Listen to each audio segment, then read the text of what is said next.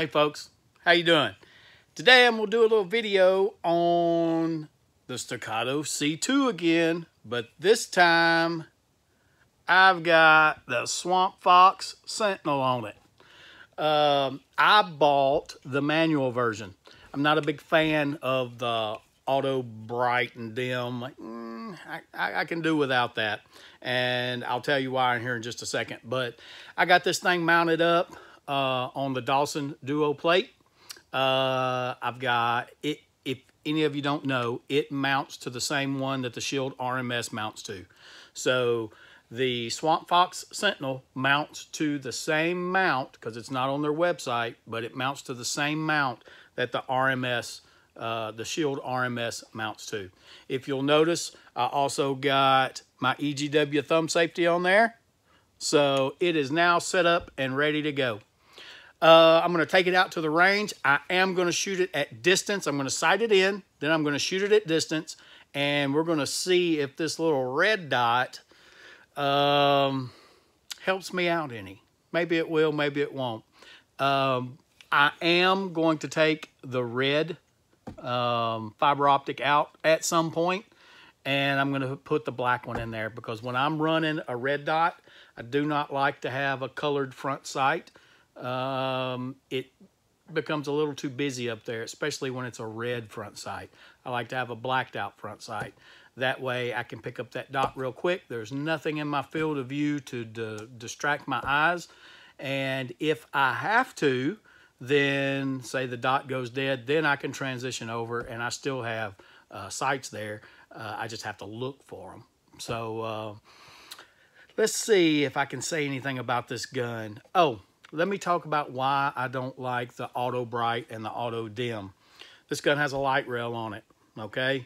If you run a light on a gun that has an auto bright, auto dim red dot on it, you're going to find out that when you go from bright light, you go into a dark room and you hit your flashlight, you are going to lose your dot. It's going to take a while for this optic to recognize that it needs to go from total darkness to bright light. And it depends on where the sensor is. Swampfox did put the sensor on this side, so it's in a good place. But some of them put the sensor down in there. I don't like that at all. So with this, I can set it on the brightness that I want, and I usually run it fairly bright.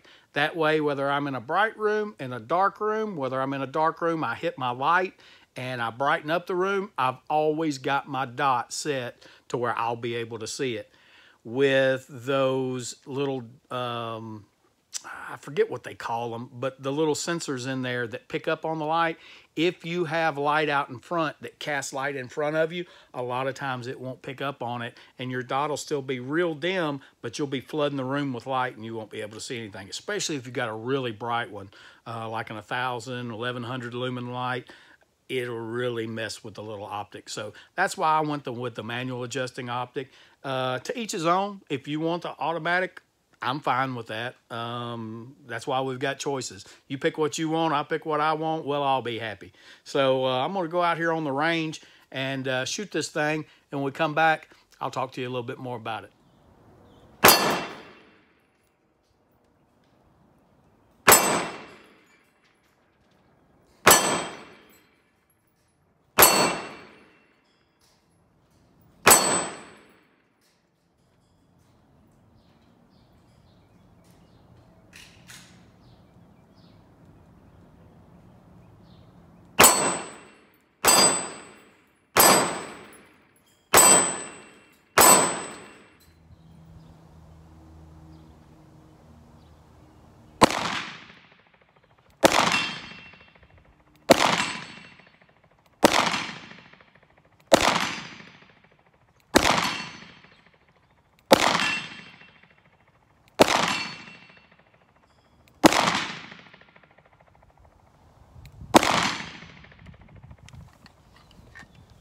It's like cheating.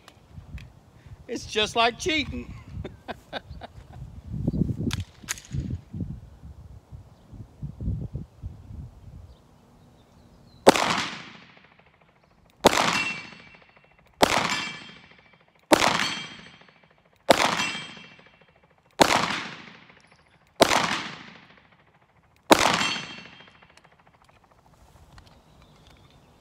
can't miss. From 50 yards, I hadn't missed yet. Let's see if I can keep the streak alive.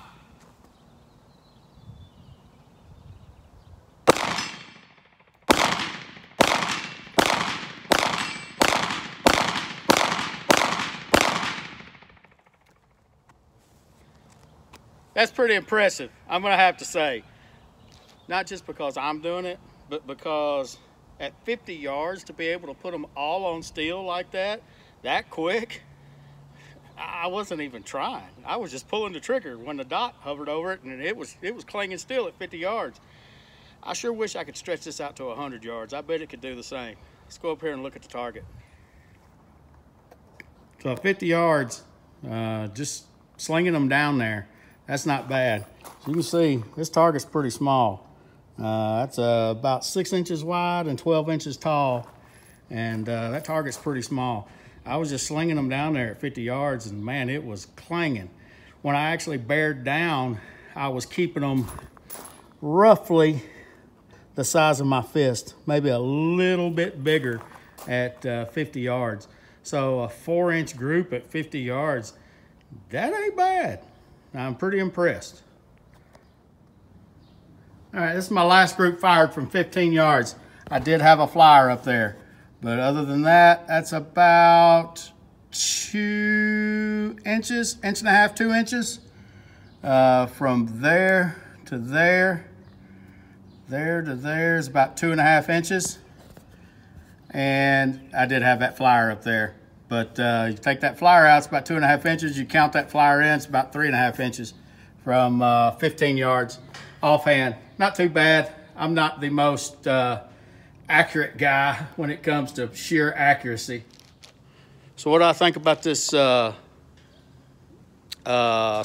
Sentinel? I really like it.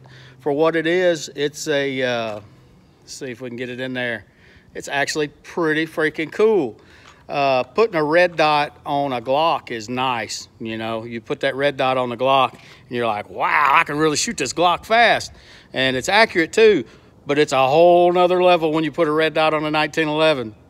I've never had a red dot on a 1911. I've always just had them on Glocks and a SIG 320.